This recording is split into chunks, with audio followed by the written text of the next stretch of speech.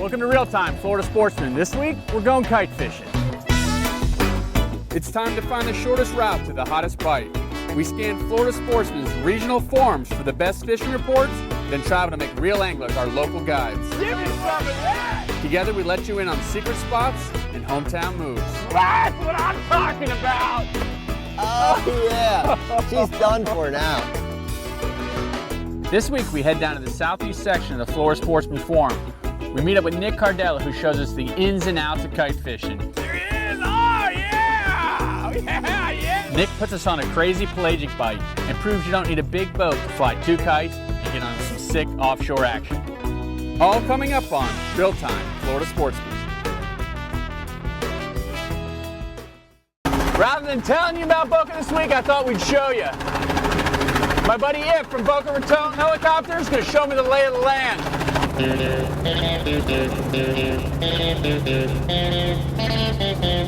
So I'm super excited to get up in this helicopter and be able to visualize where I'm going to be fishing the following day. You know, once we're up in the air, I can see these reef lines, and I know that this is the preferred technique. From Jupiter down to Miami, these guys in the southeast section, this is what they do. They live bait, they fly kites, and they fish these reef lines, and I can perfectly visualize it from the sky exactly what they're doing. Another thing I noticed is they're right off the beach. Different from where I'm at, a little further north up the coast. We have to go 6-8 miles offshore. These guys are a stone's throw, maybe a mile off the beach. Oh, this is sick.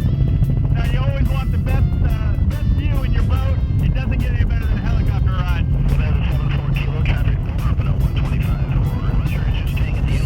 After that sick helicopter ride, we finished our journey south, launched the boat, and tied it up at the Sands Harbor Hotel and Marina in preparations of meeting Nick C the next morning.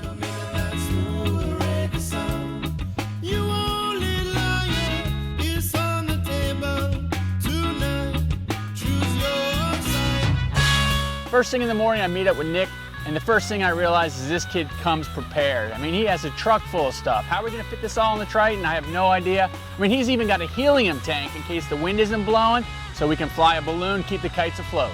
I think we got enough, man. If we can't, here, you want me to take that We'll tank? scare him into the boat. Hey, if we can't catch them with what we got here, we can't catch them.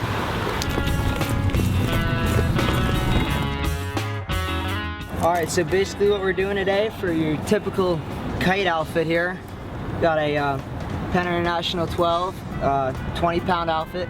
Start out with a double line, come down to a solid eye ring, your typical pink or whatever color you so choose kite float, then a snap swivel. At the end of the snap swivel, we'll take a 12 to 15 foot piece of monofilament or fluorocarbon leader, and then from there you go to a hook, whether you fish wire leaders or straight mono, depending on what you're going for, and that's your basic kite outfit.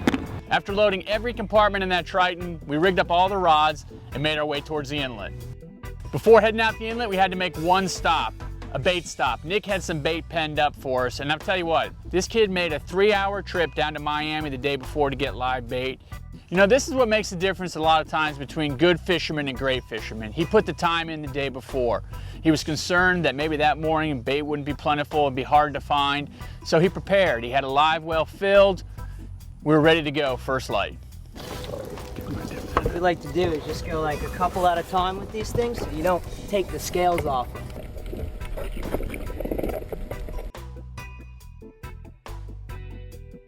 That's it, candy right there. All right, our initial plan was to go out of Boca Inlet. We ended up staying a little further south. The bait was kept a little further south, so we're actually going to go out of Hillsborough Inlet this morning. This is Hillsborough. Yeah, we'll probably run the beach north a little bit. We'll start off like Boca Inlet there and just kind of float with the wind and tide and just keep working our way north until we find a group of fish. We're sitting in 170 feet of water. We're a couple miles off the beach. It's so nice down here, you don't have to run far. And we found a nice little rip here. A couple boats are set up. Nick's getting everything ready. Let's see if we can find them. So we're flying 2 kites. What we'll do is we'll put a weight on each side of the kite. On your left kite, you'll put one on your left side, and on your right kite, you'll put one on your right side. I use these small 1/4 ounce rubber core leads, And I just put them right on the bridle, twist them twice on the top, twice on the bottom. And that'll allow your kite to sit off to the side. You know, understanding this kite setup can be a little tricky if you haven't done it before, but really if you break it down to its simplest forms, it's pretty easy. It's really simple. I have a basic Penn Senator with some spider wire, 60-pound spider wire, a small kite rod, Penn kite rod, and 2 release clips. You don't even need to fly 2. This day we're flying 2. And just know that each one of these has different size holes. First one slides down, a different size swivel is on your line, catches the second one, and it spreads them out about 75 feet apart. And basically all you do is you have this eye that pops into your release clip. It's adjustable, and your bait's dangling down. Once you let your kite line up, it grabs this first clip, sends it up, you let line out, and if you can just picture it, the bait's just dangling there. Bite comes along, boom, start reeling. This segment is brought to you by Penn. Let the battle begin. A lot of time on the water fishing. Your rod is your ultimate tool. Penn's Blue Water Carnage and Legion inshore rods are designed and balanced for optimum performance when paired with a Penn reel. These rods feature a composite graphite blank that includes a carbon shield built into the blank and guide wraps for enhanced performance. Carnage rods feature EVA torque grips that are contoured to fit the hand perfectly and prevent the rod from twisting while under a heavy load. Penn Legion inshore rods have grade A cork handles on lighter action rods, and the heavy action rods have sculpted EVA handles. Both series feature Fuji stainless steel frame guides. If you seek a high performance, durable, affordable rod, Penn Carnage and Legion inshore series should be your choice.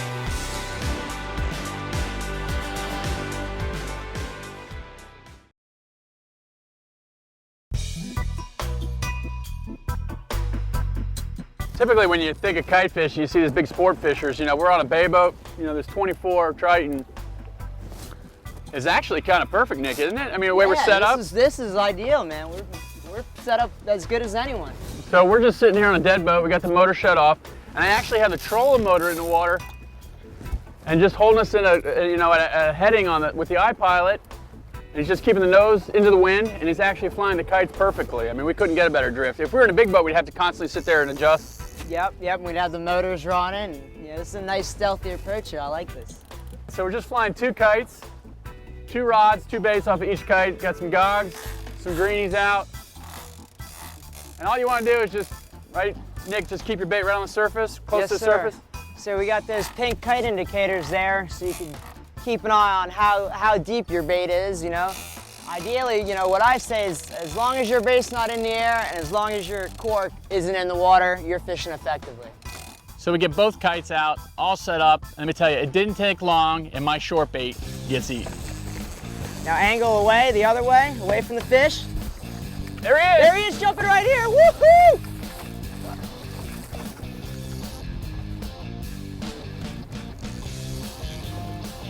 He's probably gonna jump. Woohoo! Look at that. That is sick.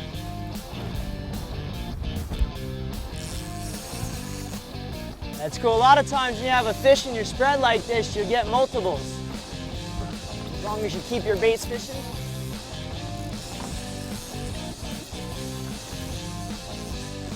Woo! Nick C putting us on him. Look at that fish, all lit up. You know he's still healthy. You can see the color of him. It doesn't get any better than this. In the bay boat. Yeah, that's awesome, man. Pretty fish. And I got it to the tip, Nick. We're good, brother. Awesome. You can slide it right back to me. I could probably get the release right here. Gorgeous fish.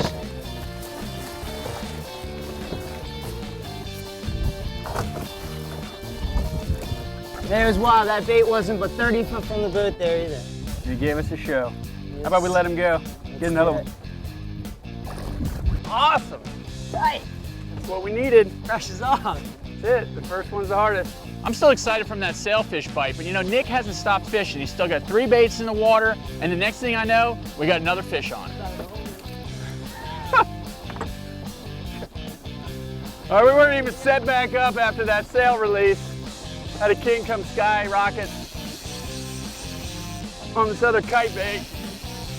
I just saw that sail come up and eat, and I just saw this king come out of the water and take the bait. I mean, it's exciting as it gets. There we go.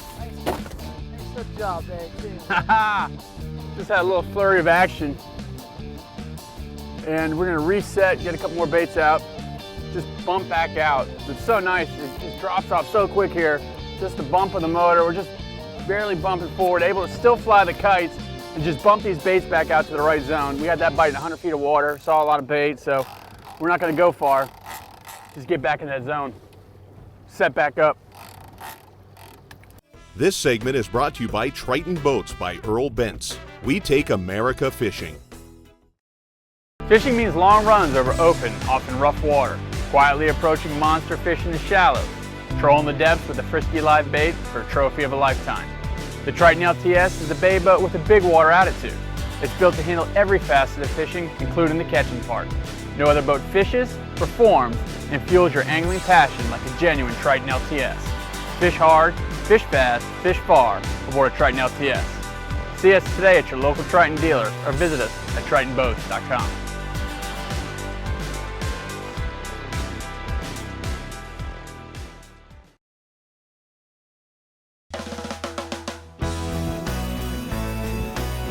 You know, just like with any other type of fishing, it's about developing a pattern, knowing what's working that day.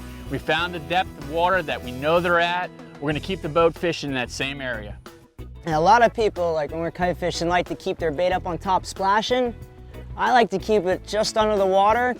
When your bait's up there splashing on top, you waste a lot of energy and they'll die out quicker. So they get stressed out. So I like to keep them just below the surface, and that bait's still putting out a lot of vibrations that fish are keying in on. It doesn't necessarily have to be throwing water around. It's like perfect conditions out here, man. Just enough wind to keep the kites going, good looking water, smoking north tide. You know, we started down there off Lake Hillsborough, and now we're off Deerfield Pier, almost to Boca Inlet there. And I mean, this is just perfect. Not too rough, not too calm. About as good as it gets right here. There he is.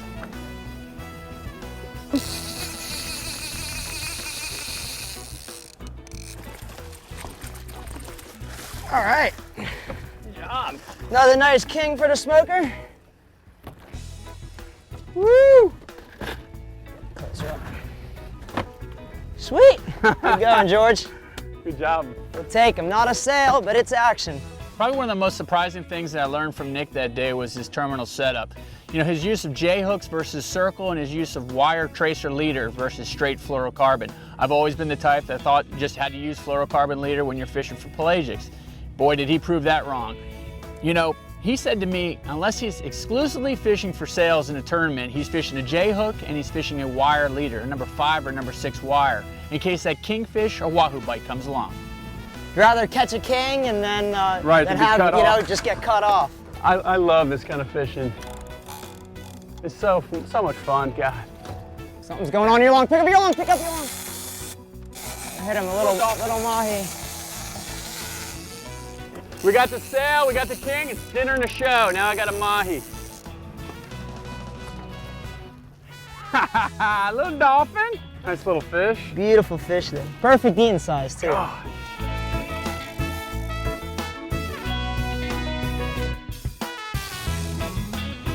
It's about time a guest host put me on the good side of the boat. You know, last 2 episodes I've been poached to the bad side and all the spots have been poached from me.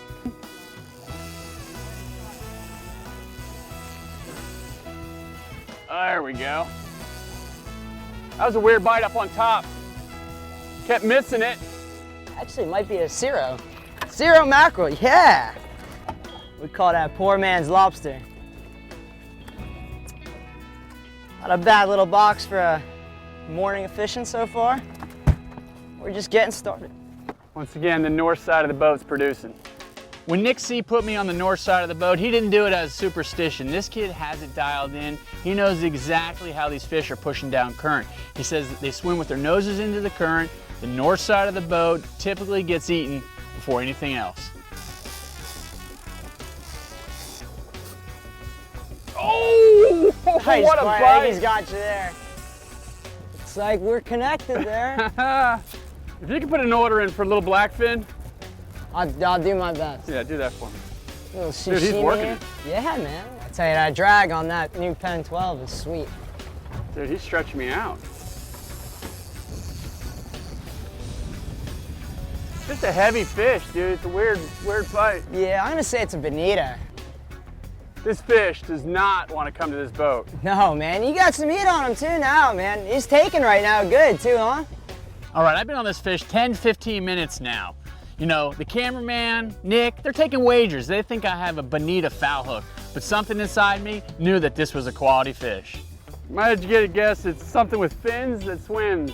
The next thing you know, while I'm fighting my fish, I look down and there is blue, green, yellow darting everywhere. We're surrounded by dolphin. Nick grabs a pitch bait.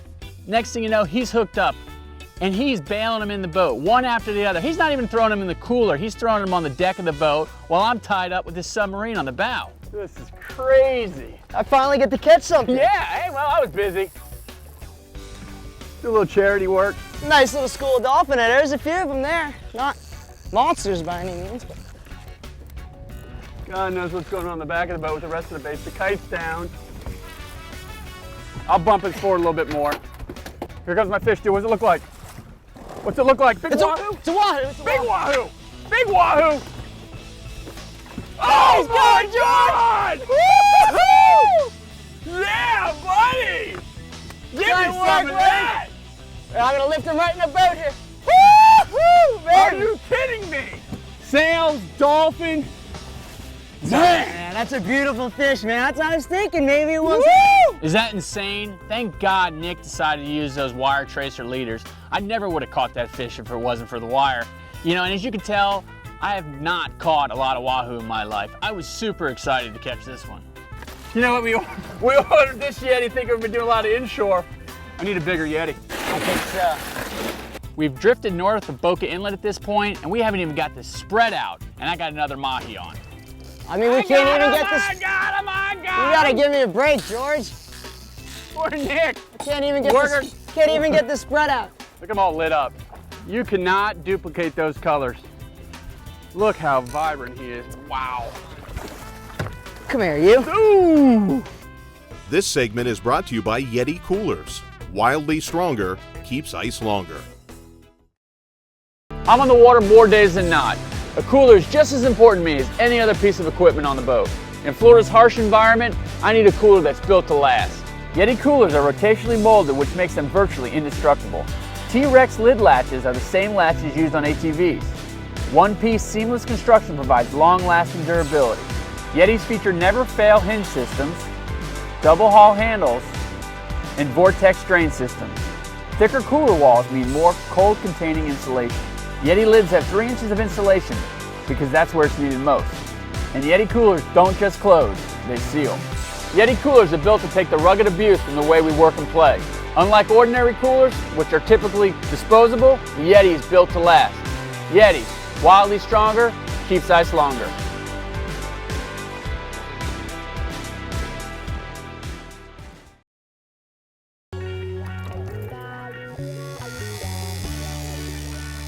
All right, to this point is probably one of the best days as far as quantity and quality that I've had offshore for this pelagic fight. I'm thinking to myself, it can't get any better than this. Sail on the short. We're all wrapped up, No, George. you're good, you're good. Nick's bit, got a sail, coming up on a bait. Got him, Nick? Yeah. I got something on too here.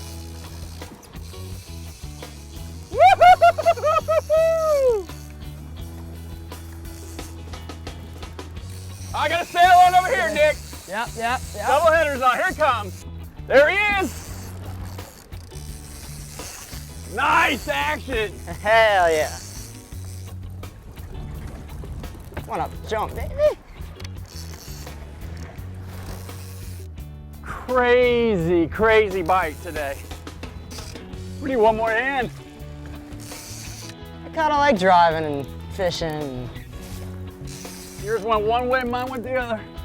You know, kite fishing seems so difficult to people. I just think they just don't go out and do it. You know, if you get the right stuff to do it, Little practice. Yep, the right tools and practice, you know, that's all it is. It's the same thing every time. You come out here and do it a few times and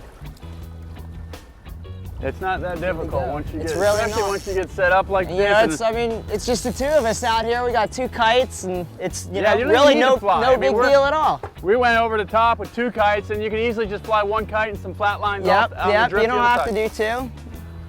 You know, I first started kite fishing, I started with 1 kite and 1 bait off that 1 kite. And then as we got comfortable, we just progressed and now we're doing this. Nick is a kid that I followed on the forum for years. You know, even as a grommet, a young teenager, he used to actually give seminars at the Florida Sportsman shows. You ask anybody in South Florida, from big boat tournaments, all the sail tournaments, and they will tell you that this kid is worth his weight in gold in the back of a boat.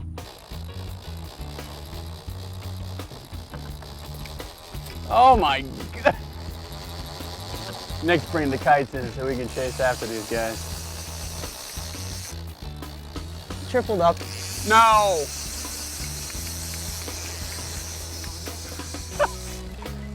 I'll just sit here and wait. The cooler's full of dolphin, wahoo, and kings. We got 2 sails on. He's got something else on.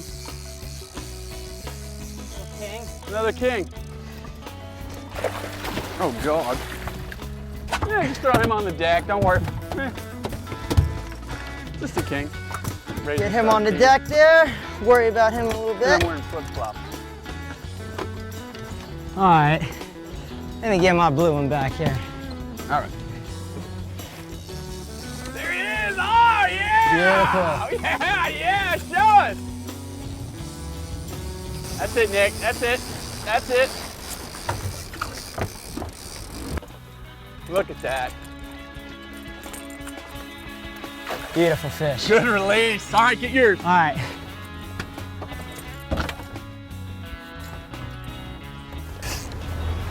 What a day.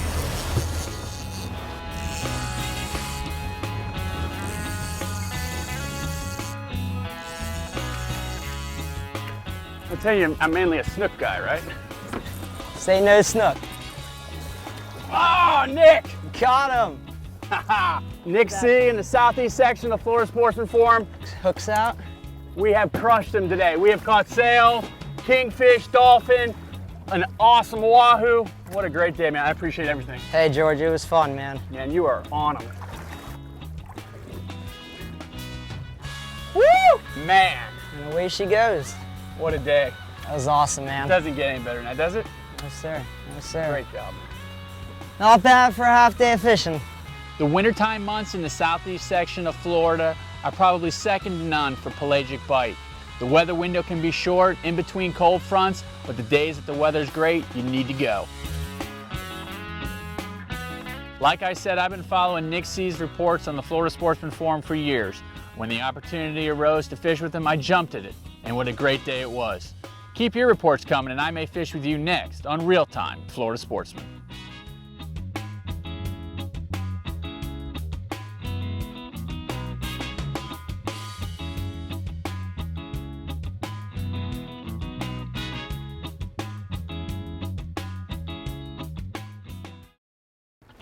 The secret to real-time success is Twizzlers.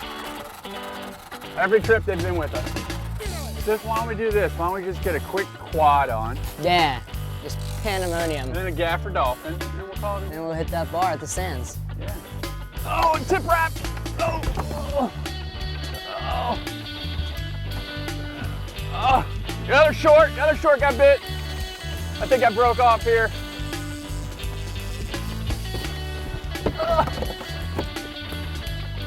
Did you get that?